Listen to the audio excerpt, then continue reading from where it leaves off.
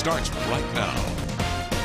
We begin tonight at 5 with 3 shootings on the one day of the year when there's supposed to be some peace, the ceasefire Sabbath. In fact, it turned bloody just hours after the mayor and local pastors preached the gospel of nonviolence in church.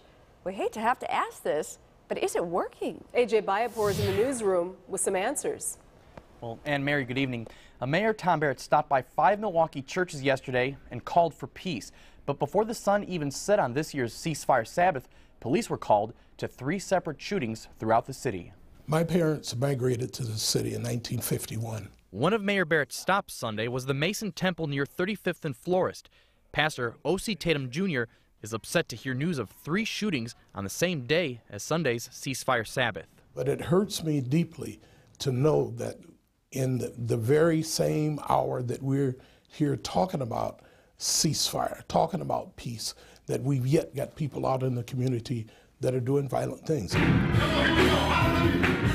Sunday morning, Mayor Barrett visited 5 churches, but early Sunday evening, police responded to 3 shootings in a 2-hour period. In each incident, a Milwaukee man was shot. The shooting near 16th and North has left a man fighting for his life. Well, I recognize that the people who fired those guns yesterday were not in church yesterday morning, and that's really the purpose of Ceasefire Sabbath, is to reach those people who are in church so that ultimately they can have contact with their sons or nephews or grandsons. Beyond using faith to reach families, both Barrett and Tatum say stricter gun laws are essential. We're talking specifically about the background checks, for example. We thought in the wake of what happened in Newtown that at the state level and the federal level they'd act. Tatum says 9 years later, he's as confident as ever that the Sabbath is worth the effort.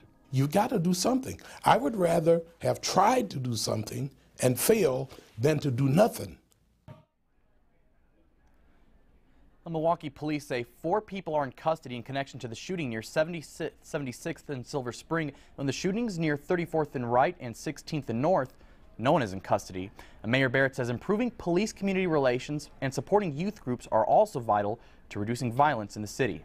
In the newsroom tonight, AJ Bayapur, Fox 6 News. It is an interesting question, though, to ask. Thank you very much, AJ. The trial begins today for one of the